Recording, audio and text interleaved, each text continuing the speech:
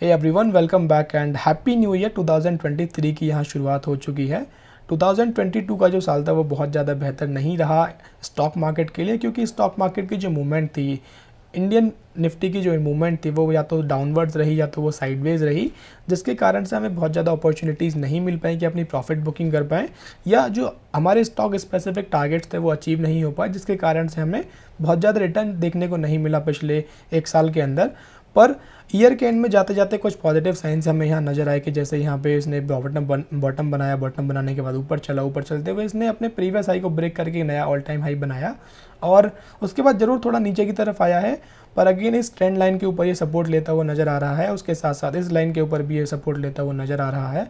पर अगर कोई बुरी न्यूज़, कोई सैड न्यूज़, कोई बैड न्यूज़ अगर मार्केट के अंदर नहीं आती है तो मार्केट यहाँ से फर्दर ऊपर जाता हुआ ही मुझे नज़र आता है। इन केस अगर कोई बैड न्यूज़ आती है तो फर्दर मैंने लेवल्स यहाँ ड्रॉ किए हुए हैं, जैसे 17,300 70-80 का जो लेवल है वो एक और सपोर्ट की तरह काम करेगा। उसके बाद फर्दर एक और सपोर्ट की तरह काम करेगा 16,900 का लेवल।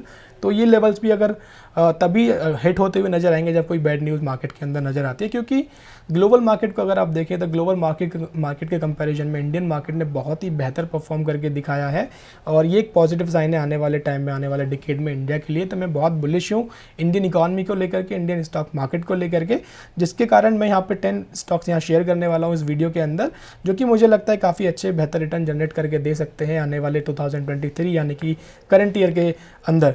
तो सबसे पहले जो स्टॉक है, सबसे पहला स्टॉक है बजाज फाइनेंस। तो बजाज फाइनेंस को हम यहाँ ओपन कर लेते हैं। बजाज फाइनेंस स्टॉक्स के अंदर बजाज फाइनेंस को यहाँ ओपन कर लिया है, और अगर करंट प्राइस से लेकर के इसके ऑल टाइम हाई तक के रखने की बात करें तो यहाँ पे ऑल टाइम हाई तक इसका 22% का गेन मुझे नज़र आता है। और इसमें दो पॉजिटिव चीज़ें क्या है कि तो ये 200 डे मूविंग एवरेज के नीचे काम कर रहा है, अपने सपोर्ट लेवल पे मुझे मिल रहा है, और जो इसका RSI था 30 के आसपास इसने टच करके वापस से इसने थोड़ा ऊपर चलना शुरू किया है। तो एक यहाँ पे सपोर्ट मुझे नज़र आती है, और ऑल टाइम हाई तक हमें क्यों रखना चाहिए वो भी हम डिस्कस कर लेते हैं। उसके फाइनेंशियल्स हम इसलिए खोल लेते हैं ये सब चीज़ें डिस्कस करने के लिए। तो बजाज फाइनेंस के फाइनेंशियल्स को खोलने के बाद देखेंगे कि ऑल टाइम हाई इनके रिवेन्यू है, ऑल टाइम हाई इनका नेट प्रॉफिट भी है, इसलिए हमें ऑल टाइम हाई तक इस स्टॉक को रखना चाहिए। पर ये कहते हुए मेरी कोई बाया सेल करने की रिकमेंडेशन बिल्कुल नहीं है किसी भी स्टॉक को। आप जो भी डिसीजन लेंगे वो आपका खुद का होगा, अपनी समझ के हिसाब से होगा, अपनी सोच के हिसाब से होगा। मेरा पर्पस इस वीडियो के अंदर सिर्फ आपको सिखाना है किस तरह से हमें स्टॉक को फिल्टर करना चाहिए, किस तरह के से स्टॉक को हमें सेलेक्ट करना चाहिए ख़रीदने के लिए या फिर बेचने के लिए। अगर इसकी ईयर ऑन ईयर हम देखें तो पिछले 5-6 सालों के अंदर, 7 सालों के अंदर जो उनकी रिवेन्यू है वो 7 टाइम्स हो चुकी है लगभग, और नेट प्रॉफिट भी लगभग 10 टाइम्स से ज़्यादा यहाँ पे ग्रो कर चुका है। तो अगेन बहुत अच्छी साइन यहाँ पे मुझे नज़र आती है। और कंपाउंडेड प्रॉफिट ग्रोथ को देखें तो कंसिस्टेंट है। उसके बाद स्टॉक प्राइस CAGR भी यहाँ कंसिस्टेंट थी, पर पिछले एक साल के अंदर यहाँ नेगेटिव यहाँ पे CAGR है, और पिछले 3 साल के अंदर भी उतना नहीं है जितना पहले हुआ करता था। तो इसीलिए यहाँ पे एक अच्छी अपॉर्चुनिटी है कि हम इसको ऑल टाइम हाई तक रख सकते हैं। ये ऐसा स्टॉक है कि इसको ऑल टाइम हाई से ऊपर तक के लिए भी, लॉन्ग टर्म के लिए भी रखा जा सकता है। और दूसरा जो स्टॉक हम डिस्कस करने वाले वो भी बजाज ही का स्टॉक है, बजाज फिनसर्व। तो बजाज फिनसर्व में भी मुझे सेम ही सिनेरियो नज़र आता है कि लगभग 200 डे मूविंग एवरेज के आसपास अवेलेबल है। अभी हाल ही में इसका जो RSI 30 के आसपास टच हुआ है, और अपने ऑल टाइम हाई से नीचे है। और अगर ऑल टाइम हाई तक रखने की भी बात करें तो अगेन यहाँ पे 24% का गेन मुझे नज़र आता है करंट मार्केट प्राइस से। इसके भी अगर हम फाइनेंशियल्स को एक बार हम डिस्कस करें तो बजाज फिनसर्व के फाइनेंशियल्स को हम यहाँ ओपन कर लेते हैं। तो यहाँ भी सेम ही चीज़ें नज़र आती हैं कि ऑल टाइम इनका रेवेन्यू है, ऑल टाइम हाई रेवेन्यू है, ऑल टाइम हाई इनका प्रॉफिट है। उसके साथ साथ ईयर ऑन ईयर अगर देखें तो इनकी जो सेल्स है वो 2415 करोड़ से बढ़ते हुए 73,000 यहाँ हो चुकी है। लगभग 30 टाइम्स इनकी सेल्स हो चुकी है। वहीं नेट प्रॉफिट की अगर हम बात करें तो नेट प्रॉफिट भी यहाँ पे लगभग 7 टाइम्स यहाँ हो चुका है। प्रॉफिट ग्रोथ देखिए तो कंसिस्टेंट है यहाँ पे, पर स्टॉक प्राइस CAGR में अगेन यहाँ पे एक हिट देखने को मिला पिछले एक साल के अंदर। तो अगेन यहाँ एक अच्छी अपॉर्चुनिटी है कि इसको हम ऑल टाइम हाई छोड़िए, इसको लॉन्ग टर्म के लिए भी रख सकते हैं। इस तरह के यहाँ पे पैटर्न डेवलप होती है मुझे नज़र आते हैं। जैसे देखिए तो यहाँ पे इन्वर्टेड इसको कह सकते हैं, मैं आपको ड्रॉ करके दिखा सकता हूँ कि इसका हम कह सकते हैं कि इन्वर्टेड हेड हुआ, शोल्डर हुआ, लेफ्ट शोल्डर, फिर हेड हुआ, उसके बाद फिर अगेन यहाँ पे एक शोल्डर बना, यहाँ से भी एक और शोल्डर बनाता हुआ नज़र आ सकता है। सेम ही सिनेरियो बजाज फाइनेंस के अंदर भी नज़र आता था। तो इसको और लंबे टर्म के लिए रख सकते हैं, पर स्टिल अगर ऑल टाइम हाई के लिए भी रखेंगे तो 20+% का गेन मुझे यहाँ नज़र आता है। तो यहाँ भी ये हो जाता है इसका लेफ्ट शोल्डर के बाद ये इसका हेड हो जाता है, हेड होने के बाद फिर यहाँ गेन यहाँ पे लेफ्ट शोल्डर बनाता हुआ नज़र आता है। तो इसके बेसिस पर भी आप इसको और लंबे टाइम के लिए होल्ड कर सकते हैं। उसके बाद आता है कोटक महिंद्रा बैंक, ये भी एक बैंकिंग सेक्टर की कंपनी है, तो कोटक महिंद्रा बैंक को भी यहाँ ओपन कर लेते हैं। तो कोटक महिंद्रा बैंक में भी सेम ही सिनेरियो नज़र आता है कि वो भी अपने ऑल टाइम हाई से नीचे अवेलेबल है। उसके बाद 200 डे मूविंग एवरेज के आसपास अवेलेबल है, RSI इसका 30 के आसपास टच हुआ था अभी। और करंट प्राइस से लेकर के अगर इसको ऑल टाइम हाई तक के रखने की अगर हम बात करें तो कितना हमें गेन यहाँ नज़र आता है, तो इसको मैं करेक्ट कर लेता हूँ थोड़ा सा। अगेन यहाँ भी हमें 23% का गेन हमें नज़र आता है ऑल टाइम हाई तक रखने के लिए। और कोटक महिंद्रा बैंक को अगर देखें, थोड़ा इसका पास्ट देखें, तो अपने पैंडेमिक लेवल से बहुत ज़्यादा ऊपर ये नहीं गया है, एक रेंज में ये ट्रैवल कर रहा है। और जैसे ही इस रेंज को ब्रेक करेगा मुझे लगता है कि बहुत ज़्यादा ऊपर ये जाने वाला है, क्योंकि अगर हम देखें 2022 के अंदर इनका जो स्टॉक प्राइस है उससे कितना ये ऊपर है, तो ये जो स्टॉक प्राइस से लगभग सिर्फ और सिर्फ 4% ये ऊपर है। वहीं अगर इसके रिजल्ट्स को अगर हम देखें तो हाईएस्ट एवर इन्होंने भी रिजल्ट यहाँ पोस्ट किए हैं। हाईएस्ट एवर इनका प्रॉफिट हाईएस्ट एवर नहीं है, थोड़ा सा कम है इसके कंपैरिजन में, पर स्टिल हायर साइड पे हम कहेंगे, हायर साइड पे इनका जो प्रॉफिट है वो है। तो मार्च 2020 के बाद देखें तो सेल्स में तो ऐसा बहुत ज़्यादा ग्रोथ नज़र नहीं आई है, लगभग 10% की ग्रोथ यहाँ नज़र आई है। पर अगर नेट प्रॉफिट को देखें तो नेट प्रॉफिट में यहाँ पे लगभग 50% की यहाँ ग्रोथ मुझे नज़र आती है। तो इसलिए इसका जो स्टॉक प्राइस है वो वापस से ऊपर जाना चाहिए। और अगर ऑल टाइम हाई तक की भी रखने की बात करें तो वहाँ तक भी हमें 24% का गेन नज़र आता है। इसके बाद भी हम इसको और ऊपर भी रख सकते हैं कुछ चार्ट पैटर्न के बेसिस पर, अगर कोई डेवलप होता हुआ हमें नज़र आता है। उसके बाद जो फोर्थ कंपनी है बर्जर पेंट्स। बर्जर पेंट्स को मैं यहाँ ओपन कर लेता हूँ। तो बर्जर पेंट्स में भी देखें, यहाँ भी सेम ही सिनेरियो कि यहाँ भी 200 डे मूविंग एवरेज के नीचे अवेलेबल है, उसके साथ साथ अपनी सपोर्ट लाइन पे अवेलेबल है। सपोर्ट के साथ साथ इसका जो RSI है वो भी लोअर साइड पे अवेलेबल है, हाल ही में उसने 30 को टच किया। और करंट मार्केट प्राइस से लेकर के ऑल टाइम हाई तक की बात करें तो 51% का गेन मुझे यहाँ नज़र आता है। और इसने भी अपने पिछले 1-1.5 सालों में 2 सालों में कुछ बेहतर रिटर्न यहाँ इन्वेस्टर्स को जनरेट करके नहीं दिए हैं। ये भी अपने जो प्री पैंडेमिक लेवल था वहीं पे मुझे अवेलेबल है। और बहुत ही ज़्यादा करेक्शन इसमें हो चुका है, प्राइस करेक्शन भी हो चुका है, टाइम करेक्शन भी हो चुका है, दोनों ही चीज़ें करेक्शन हो चुकी हैं। तो जब ये ऊपर चलना शुरू करेगा तो 51% का गेन यहाँ पर सिंगल शॉट में नज़र आता है। तो इसके भी हम एक बार फाइनेंशियल्स को एक बार देख लेते हैं जल्दी से। तो इसके फाइनेंशियल्स को देखें तो जो इनकी सितंबर क्वार्टर की जो सेल्स है वो अगर कंपेयर करें हम पिछले सितंबर क्वार्टर से तो उससे ज़्यादा है। हाईएस्ट एवर नहीं कहेंगे, पर क्योंकि जो पेंटिंग सेक्टर है वो हमें ईयर ऑन ईयर कंपेयर करना चाहिए, तो सितंबर क्वार्टर से तो हाईएस्ट एवर है अगेन। और जो इनकी सेल्स है वो जो प्रॉफिट है लगभग इक्वल पे बराबर पे ही छोटा है। और यहाँ पे इनके प्रॉफिट मार्जिन थोड़े से इम्पैक्ट हुए हैं। उसके पीछे जो रीज़न है कि जो क्रूड ऑयल के प्राइसेस थे वो बढ़ गए थे, जो कि अभी ये कंज्यूमर को पास ऑन नहीं कर पाए हैं। और इनके पास अथॉरिटी होती है, पावर होती है कि जैसे ही क्रूड ऑयल के प्राइसेस बढ़ेंगे, रॉ मटेरियल के प्राइसेस बढ़ेंगे, तो ये उस प्राइसेस को कंज्यूमर को पास ऑन कर सकते हैं और अपने प्रॉफिट मार्जिन को बचा सकते हैं। तो जो कि आने वाले टाइम में देखने को मिल सकता है, उनके प्रॉफिट मार्जिन यहाँ पे इंप्रूव होते हुए नजर आएंगे। और प्रॉफिट एंड लॉस स्टेटमेंट को देखें, ईयर ऑन ईयर देखें तो इन्होंने लगभग 5 टाइम्स ये कंपनी हो चुकी है सेल्स के मुकाबले। और नेट प्रॉफिट की बात करें तो नेट प्रॉफिट भी इनका लगभग 6 टाइम्स हो चुका है पिछले 10-12 सालों के अंदर। कंसिस्टेंट इन्होंने प्रॉफिट जनरेट करके दिखाया है। स्टॉक प्राइस CAGR भी इनकी कंसिस्टेंट थी, पर पिछले 3 सालों के अंदर और पिछले 1 साल के अंदर यहाँ पे थोड़ा सा हिट देखने को मिला है स्टॉक प्राइस CAGR के ऊपर। तो अगेन ये एक अच्छी अपॉर्चुनिटी है इन्वेस्ट करने की। साथ ही साथ अगर एक चीज़ मैं आपके साथ डिस्कस करूँ तो ये अपनी कैपेसिटी को भी एक्सपेंड करें, तो इन्होंने अपनी कैपेसिटी को डबल करने की ये बात करें। The project cost is expected to be 9,000 crore, जिसमें से 745 crore has already been incurred till June 2022, but ये ऑपरेशनल होंगी। Production is expected to start in Q4 23। तो अभी क्वार्टर थर्ड जो चल रहा है अभी क्वार्टर थर्ड एंड हो चुका है दिसंबर में, क्वार्टर 4 शुरू होने वाला है। तो यहाँ पे इनके रिजल्ट्स के अंदर ये चीज़ें देखने को मिलनी चाहिए कि इनके जो सेल्स है, इनकी जो प्रॉफिट है वो इंप्रूव होते हुए मुझे नज़र आते हैं। तो इसके रिजल्ट्स का भी हम वेट कर सकते हैं। पर अगेन मैं कहूँगा कि बहुत अच्छी कंपनी है, क्योंकि इंडिया के अंदर अभी भी काफ़ी सारे लोग कच्चे मकानों में रहते हैं, वो पक्के मकान बनाना शुरू कर रहे हैं। जब पक्के मकान बनाएंगे तो ऑब्वियसली वहाँ पेंट होगा, रोड्स को पेंट करेंगे, बिल्डिंग्स को पेंट करेंगे, ऑफिसेस को पेंट करेंगे, होम को पेंट करेंगे। और ये बर्जर पेंट जो है बहुत ही बड़ी कंपनी है, 2nd लार्जेस्ट है इंडिया के अंदर, 4th लार्जेस्ट है एशिया के अंदर, 7th लार्जेस्ट है वर्ल्ड के अंदर डेकोरेटिव पेंट्स में। तो एक अच्छी पकड़ बर्जर पेंट की यहाँ पे मार्केट के अंदर है। इसके कंपैरिजन में एशियन पेंट्स है और सिर्फ इंडिगो पेंट्स और कुछ छोटे मोटे पेंट्स कंपनीज भी आती हैं। पर अगेन करंट प्राइस से ऑल टाइम हाई तक की बात करें तो 51% का गेन मुझे यहाँ नज़र आता है। उसके बाद 5th जो कंपनी आती है वो आती है हिंदुस्तान यूनिलीवर। हिंदुस्तान यूनिलीवर के चार्ट को यहाँ ओपन कर लेते हैं। और हिंदुस्तान यूनिलीवर का जो चार्ट है वो उसको भी देखे तो ऑल टाइम हाई से वो काफ़ी नीचे गया था, उसके बाद इसने अच्छी रिकवरी दिखाई। मैंने वीडियोस भी इसकी रिकॉर्ड किए थे। वीडियो रिकॉर्ड करने के बाद देखें तो कुछ गेन हमें यहाँ नज़र आया। अब वापस से इसने एक चार्ट पैटर्न यहाँ डेवलप कर लिया है, जो कि कब कप विद हैंडल का यहाँ पैटर्न बनता हुआ नज़र आता है। तो जिस तरह से इस तरह से इसका कप होता है, फिर उसका हैंडल बनता है, एक और हैंडल बनाते हुए मुझे यहाँ नज़र आ रहा है। और इसमें भी कुछ चीज़ें हैं कि जैसे कि 200 डे मूविंग एवरेज से बहुत ज़्यादा ऊपर ही अवेलेबल नहीं है, और जो इसका RSI है वो 30 से बहुत ज़्यादा ऊपर अवेलेबल नहीं है, तो लोअर साइड पे ही अवेलेबल है। और ये एक सपोर्ट के ऊपर यहाँ आ चुका है, इसीलिए मैं इस स्टॉक को डिस्कस कर रहा हूँ। तो अगर इसके करंट प्राइस से लेकर के ऑल टाइम हाई तक को रखने की भी बात करें, तो वहाँ तक रखने के लिए भी यहाँ पे हमें 12% का गेन हमें यहाँ नज़र आता है। पर इस चार्ट पैटर्न के बेसिस पर अगर हम इसको रखने की बात करें, तो कितना गेन नज़र आता है इस चार्ट पैटर्न के बेसिस पर, वो हम देख लेते हैं।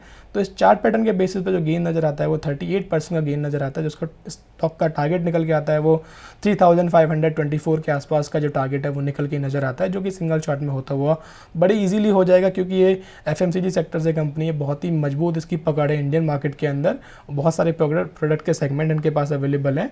उसके बाद इसके हिंदुस्तान यूनिलीवर के हम रिजल्ट्स को भी एक बार देख लेते हैं।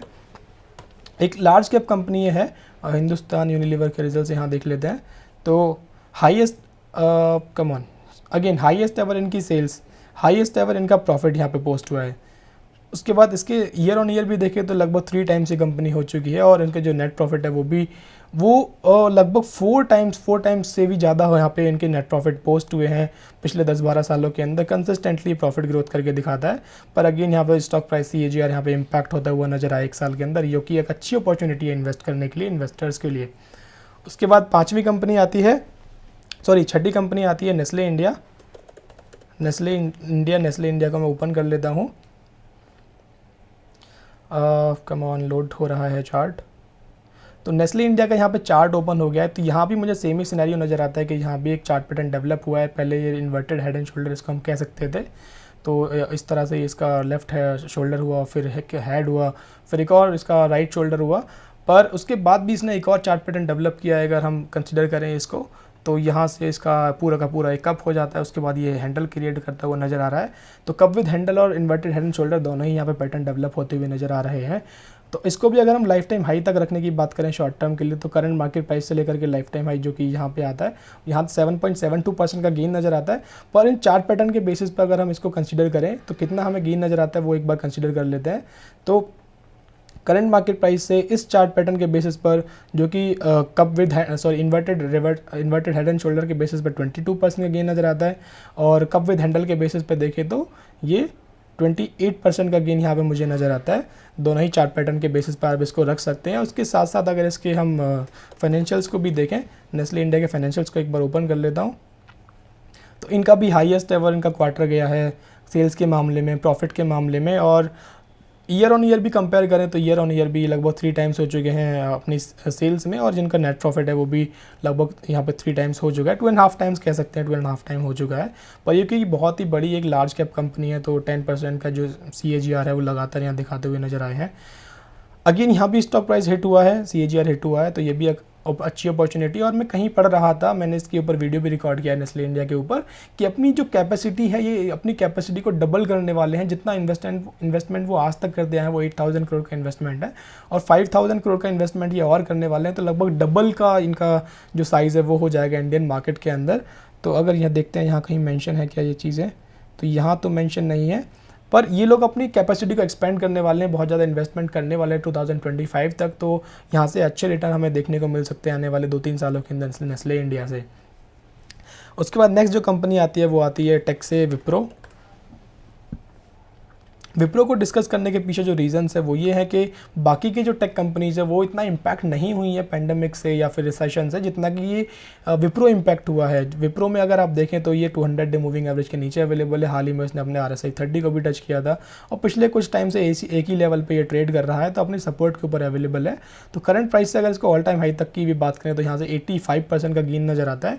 अब देखें, ऑल टाइम हाई इसका नज़र आता है इस लेवल तक, तो 88% का गेन हमें यहाँ नज़र आता है। देखिए, अगर निफ्टी IT की अगर हम बात करें, निफ्टी IT इंडेक्स को मैं यहाँ खोल लेता हूँ। निफ्टी IT इंडेक्स में खोलने के बाद देखेंगे कि यहाँ अपने इसने बॉटम बना के थोड़ा रिकवरी इसने दिखाया। बाकी जैसे कंपनी हुई TCS कंपनी हुई, TCS ने भी यहाँ सेम ही सिनेरियो, नीचे आया उसके बाद रिकवरी दिखाई।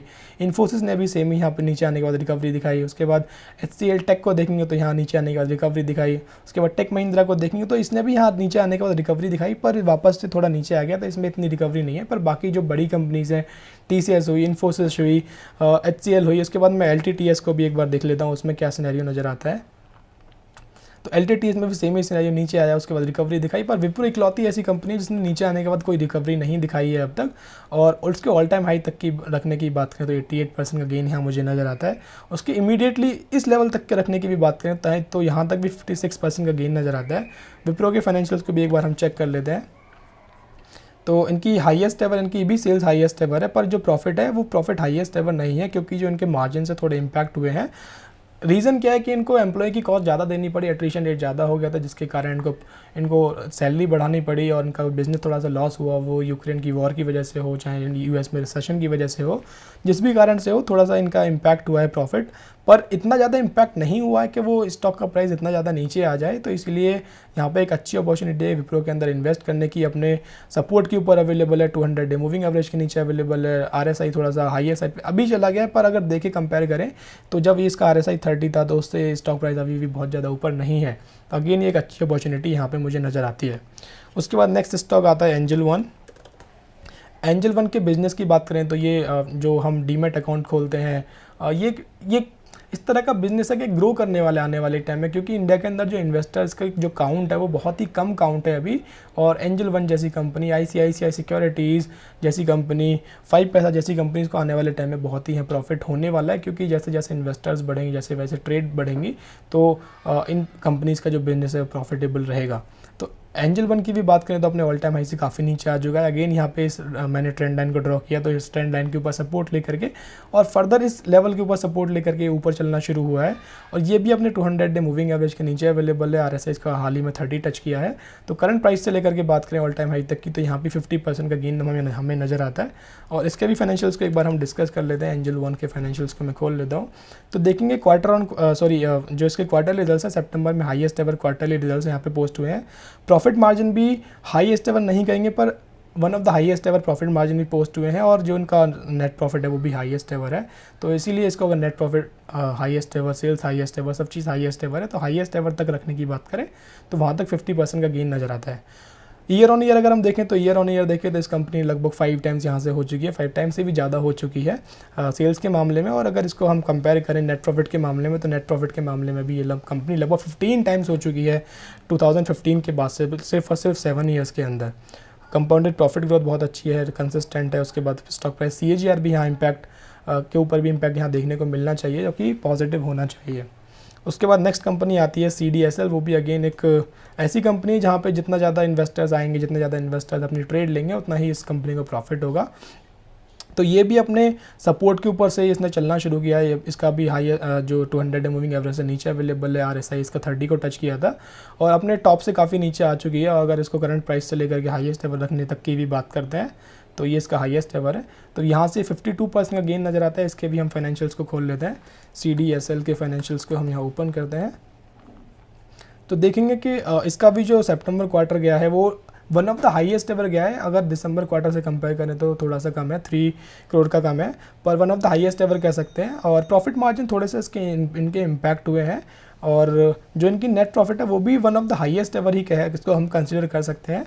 क्यों ये थोड़ा सा इम्पैक्ट यहाँ देखने को मिला वो भी हम डिस्कस कर लेते हैं, क्योंकि जैसे कि मैंने स्टार्टिंग में कहा कि निफ्टी 50 या stock market, Indian stock market यहाँ पे कुछ बहुत ज़्यादा अच्छा बेहतर नहीं किया है पिछले 1 साल के अंदर। तो लोगों के जब नेट प्रॉफिट हिट नहीं हुए, लोगों ने ज़्यादा ट्रेड्स नहीं लिए, जब ज़्यादा ट्रेड्स नहीं लिए, ज़्यादा स्टॉक्स के अंदर इन्वेस्ट नहीं किया, तो जो इनकी परसेंटेज थी, जो इनके प्रॉफिट थे वो थोड़े से कहीं कम हो गए। तो उम्मीद करता हूँ कि 2023 के अंदर जैसे ही लोग ज़्यादा इन्वेस्ट करना शुरू करेंगे, बाय और सेल ऑर्डर प्लेस करेंगे और ज़्यादा नए इन्वेस्टर जुड़ेंगे, तो CDSL जैसी कंपनी को यहाँ फ़ायदा होगा। क्योंकि CDSL एक ऐसी कंपनी जो कि डीमेट अकाउंट के अंदर जो हमारे स्टॉक्स होते हैं वो ये होल्ड करके रखती है। और इसके प्रॉफिट एंड लॉस स्टेटमेंट को अगर हम देखें तो ये कंपनी भी लगभग 5 टाइम्स से ज़्यादा, लगभग 6 टाइम्स हो चुकी है पिछले 10-12 सालों के अंदर। और नेट प्रॉफिट भी इनका बहुत तेज़ी से ग्रो हुआ है और लगभग 6 टाइम्स इनका नेट प्रॉफिट भी हो गया है।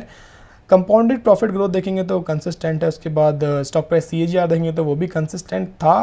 पिछले 1 साल के अंदर इनके ऊपर भी इम्पैक्ट देखने को मिला, जो कि अगेन एक अपॉर्चुनिटी नज़र आती है। और जो लास्ट कंपनी मुझे नज़र आती है वो आती है पेज इंडस्ट्रीज़। पेज इंडस्ट्रीज़ ये वही कंपनी है जो जॉकी के ब्रांड बनाती है, कपड़े बनाती है, अंडरगारमेंट्स के अंदर है, और ये भी अपने टॉप से काफ़ी नीचे आ चुका है और एक बाइंग जोन के अंदर ये अवेलेबल हो गया है। मैंने ये बाइंग जोन इसलिए कहा है क्योंकि यहाँ से देखिए तो ये पहले इसका सब जो रेजिस्टेंस था, रेजिस्टेंस के बाद ये नीचे ब्रेक किया, उसके बाद इसी जोन में अंदर वापस ये आ चुका है। उम्मीद करता हूँ कि ये इसी जोन के अंदर ये पूरा का पूरा बाइंग जोन है, और अगर ये फर्दर फॉल होता है तो इस लेवल के इससे नीचे फॉल नहीं होना चाहिए। पर अगर अभी भी हम करंट प्राइस से ऑल टाइम हाई तक की बात करें तो कितना गेन नज़र आता है वो भी हम एक बार डिस्कस कर लेते हैं। तो करंट प्राइस से लेकर के ऑल टाइम हाई तक की भी बात करें तो यहाँ से 28% का गेन नज़र आता है। पर मैं कहता हूँ कि अगर फर्दर फॉल होता है तो इसको ये बाइंग अपॉर्चुनिटी होगी। अगर इस लेवल तक भी आता है तो वापस से आप इसको कंसिडर कर सकते हैं बाइंग के तौर पर, और यहाँ से फिर इस वाले लेवल से 38% का गेन यहाँ पे नज़र आएगा ऑल टाइम हाई तक के लिए। इसके पेज इंडस्ट्रीज़ के फाइनेंशियल्स को एक बार हम डिस्कस कर लेते हैं। उसको हम ओपन कर लिया, ओपन करने के बाद देखेंगे तो इनका भी हाईएस्ट एवर तो नहीं है पर one of the highest ever इसको कह सकते हैं। थोड़ा सा डिप देखने को मिला है, ऑपरेटिंग प्रॉफिट मार्जिन भी यहाँ थोड़ा सा डिप देखने को मिला है।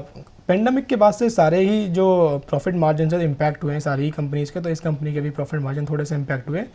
वही रीज़न है कि इनका जो नेट प्रॉफिट है वो भी थोड़ा सा कम आया है। पर पेज इंडस्ट्रीज़ बहुत ही बड़ी कंपनी, एक ब्रांड है, ये ब्रांड वैल्यू है इनकी, जिसका फ़ायदा स्टॉक मार्केट के अंदर मिलता है। जैसे कि आप देख पाएंगे कि प्रॉफिट ग्रोथ इनकी कंसिस्टेंट है, पर स्टॉक प्राइस CAGR यहाँ पे अगेन एक लास्ट ईयर के अंदर हिट देखने को मिला, जो कि अगेन एक अच्छी अपॉर्चुनिटी मुझे नज़र आती है। और देखेंगे अगर ईयर ऑन ईयर देखेंगे तो लगभग 10 टाइम्स इनका सेल्स हो चुकी है, और सेल्स के साथ साथ अगर प्रॉफिट को देखेंगे तो प्रॉफिट भी इनका लगभग 12 टाइम्स इनका प्रॉफिट हो चुका है। तो कंसिस्टेंटली ये प्रॉफिट और सेल्स करके दिखा पाते हैं, अपने इन्वेस्टर्स को अच्छा रिटर्न दे पाते हैं। वापस आते हैं पेज इंडस्ट्रीज़ के चार्ट के ऊपर, तो अगेन 38% का इस लेवल से और इस लेवल से लगभग 28% का गेन हमें यहाँ नज़र आता है। तो फिर से रिवाइज़ कर देता हूँ। सबसे पहली जो कंपनी है वो है बजाज फाइनेंस। बजाज फाइनेंस के अंदर जो ऑल टाइम हाई तक 22% का गेन नज़र आता है। और बजाज फाइनेंस के बाद बजाज फिनसर्व नज़र आती है। बजाज फिनसर्व में हमें 24% का गेन नज़र आता है ऑल टाइम हाई तक करंट प्राइस से। बजाज फिनसर्व के बाद कोटक महिंद्रा बैंक। कोटक महिंद्रा बैंक में हमें करंट प्राइस से लेकर के ऑल टाइम हाई तक 30% का गेन नज़र आता है। कोटक महिंद्रा बैंक के बाद आती है बर्जर पेंट्स। बर्जर पेंट्स में हमें 50% का गेन नज़र आता है ऑल टाइम हाई से, अभी करंट प्राइस से लेकर ऑल टाइम हाई तक। बर्जर पेंट्स के बाद आती है हिंदुस्तान यूनिलीवर। हिंदुस्तान यूनिलीवर में हमें ऑल टाइम हाई तक तो हमें कम गेन नज़र आता है, पर जो चार्ट पैटर्न इसके अंदर डेवलप हुआ है उस चार्ट पैटर्न के बेसिस पे हमें 38% का गेन हमें नज़र आता है करंट प्राइस से लेकर के। उसके बाद आती है नेस्ले इंडिया। नेस्ले इंडिया की बात करें तो यहाँ भी जो करंट प्राइस से लेकर के ऑल टाइम हाई तक है थोड़ा कम गेन नज़र आता है, पर यहाँ भी जो चार्ट पैटर्न डेवलप हुआ है उस चार्ट पैटर्न के बेसिस पे 28% का गेन हमें यहाँ नज़र आता है। नेस्ले इंडिया के बाद आती है विप्रो। विप्रो में करंट प्राइस से लेकर के अगर इस लेवल तक की बात करें तो यहीं तक 56% का गेन है, और ऑल टाइम हाई तक रखने की बात करें तो यहाँ 88% का गेन हमें नज़र आता है। विप्रो के बाद आती है एंजल वन। एंजल वन एक छोटी कंपनी है, एक स्मॉल कैप कंपनी है, और इसके करंट प्राइस से लेकर के बात करें तो ऑल टाइम हाई तक 50% का गेन यहाँ भी नज़र आता है। एंजल वन के बाद आती है CDSL। CDSL में भी सेम ही सिनेरियो नज़र आता है, ये भी एक छोटी कंपनी है, पर यहाँ भी जो गेन नज़र आता है ऑल टाइम हाई तक वो 52% का गेन हमें यहाँ नज़र आता है। और जो लास्ट कंपनी है वो है पेज इंडस्ट्रीज़।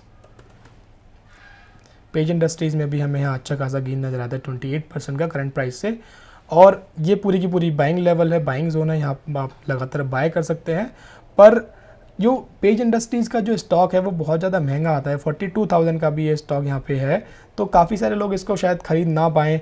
तो इसके लिए एक अल्टरनेट मैं आपको एक और स्टॉक बताता हूँ जो कि सेमी सेगमेंट के अंदर है, उसके भी जो बिज़नेस है बहुत ही अच्छा बिज़नेस है। तो लक्स इंडस्ट्रीज़ को आप कंसिडर कर सकते हैं, क्योंकि लक्स इंडस्ट्रीज़ को देखें तो वो अपने ऑल टाइम हाई से बहुत ज़्यादा नीचे आ चुका है। अगेन ये भी एक सपोर्ट के ऊपर यहाँ ट्रेड कर रहा है, तो मैं यहाँ ड्रॉ कर लेता हूँ इस सपोर्ट को, ये उसकी सपोर्ट हो जाती है। और इसको थोड़ा और जूम इन करके देखते हैं तो ये अपने पैंडेमिक लेवल पे ही अवेलेबल है, और थोड़ा जूम आउट करके देखते हैं तो बहुत पहले कभी ये 18 के वाले लेवल से भी नीचे आ चुका है, तो बहुत नीचे एक स्टॉक आ चुका है क्योंकि इसके अंदर कुछ बैड न्यूज़ आई थी, कुछ इनसाइडर ट्रेडिंग के मामले में कुछ न्यूज़ आई थी जिसके कारण से ये स्टॉक इतनी तेज़ी से फॉल हुआ। पर अगर देखें तो अगेन यहाँ पे अपने करंट प्राइस से लेकर के ऑल टाइम हाई तक 183% का गेन यहाँ नज़र आता है। इसके हम अगर बिज़नेस को देखें तो बिल्कुल सिमिलर बिज़नेस है, जो बिज़नेस हमारे पेज इंडस्ट्रीज़ का बिज़नेस है वो भी अंडर गारमेंट में है और लक्स इंडस्ट्रीज़ भी अंडर गारमेंट्स में है। और लक्स इंडस्ट्रीज़ के पास बहुत सारे अच्छे यहाँ पे कहें जो प्रोमोटर नहीं कहेंगे, एडवर्टाइज़र हैं, जो इनके ब्रांड एम्बेसडर हैं वो काफ़ी रिनोन्ड ब्रांड एम्बेसडर हैं, लाइक विराट कोहली हुए, तापसी पन्नू, वरुण धवन, कार्तिक आर्यन। तो ये भी अपने सेगमेंट, अपने मार्केट को में पकड़ बनाने की बहुत तेज़ी से कोशिश कर रहे हैं, ताकि इनका जो एक बार पकड़ बनाने के बाद जो सेल्स होगी, जो प्रॉफिट होगा, बहुत तेज़ी से ग्रो होगा। तो लक्स इंडस्ट्रीज़ एक और कंपनी, हमने इसके फाइनेंशियल्स को डिस्कस करने वाले थे। सेल्स देखें तो हाईएस्ट एवर सेल्स है, प्रॉफिट थोड़े से ज़रूर इम्पैक्ट हुए हैं, थोड़े के बहुत ज़्यादा इम्पैक्ट हो गए प्रॉफिट तो इनके, और नेट प्रॉफिट यहाँ पे थोड़ा सा इम्पैक्ट है, पर कुछ भी रीज़न हो सकते हैं इसके पीछे, क्या रीज़न है वो आई डोंट नो। पर इसको लेकर के मैं एक इन डेप्थ वीडियो ज़रूर रिकॉर्ड करने की कोशिश करूँगा, जहाँ हम समझेंगे कि क्या इनके रीज़न्स हैं जिसके कारण से इतने ज़्यादा प्रॉफिट मार्जिन के इम्पैक्ट हुए हैं। तो ज़्यादातर जो मुझे नज़र आता है वो यही नज़र आता है कि इनके मटेरियल कॉस्ट थोड़ा सा यहाँ बढ़ गया है, हायर साइड पर नज़र आता है, जिसके कारण से इनके प्रॉफिट मार्जिन इम्पैक्ट हुए हैं। प्रॉफिट एंड लॉस स्टेटमेंट में देखेंगे तो अगेन कंपनी ने काफ़ी अच्छे से ग्रो किया है सेल्स में, उसके साथ साथ प्रॉफिट देखेंगे तो प्रॉफिट में भी बहुत तेज़ी से ग्रो हुए हैं, और कंपाउंडेड प्रॉफिट ग्रोथ भी अच्छी है। लास्ट ईयर के अंदर थोड़ा सा इनमें गड़बड़ हुआ है, जिसके कारण से ये इम्पैक्ट हुआ होगा स्टॉक का प्राइस, और दूसरा इंसाइडर ट्रेडिंग की वजह से स्टॉक प्राइस CAGR में यहाँ पे इतना कुछ नज़र नहीं आता है। तो वही एक अच्छी अपॉर्चुनिटी है कि यहाँ इन्वेस्ट किया जाए। तो ये थे 10 स्टॉक, और एक एक्स्ट्रा मैंने बता दिया लक्स इंडस्ट्रीज़। अगर आप पेज इंडस्ट्रीज़ का अल्टरनेटिव ढूंढ रहे हैं तो लक्स इंडस्ट्रीज़ को आप कंसिडर कर सकते हैं। आई होप आपको वीडियो पसंद आई होगी, और अगर पसंद आई है तो अपने दोस्तों के साथ भी शेयर करें, ताकि वो भी नए साल पे एक नए तरीके से अपना पोर्टफोलियो बिल्ड कर सकें। और ये सारी कंपनीज़ ऐसी हैं जिसको आप लंबे टाइम के लिए, लॉन्ग टर्म के लिए होल्ड करके रख सकते हैं। पर अगेन मैं कहूँगा, मेरी कोई बाय सेल करने की रिकमेंडेशन बिल्कुल नहीं है, सिर्फ और सिर्फ एनालिसिस पर्पज़ के लिए वीडियो बनाई गई है। सो हम मिलेंगे अगली वीडियो के अंदर, तब तक के लिए अपना ध्यान रखें और हैप्पीली इन्वेस्ट कर दें। Happy new year 2023।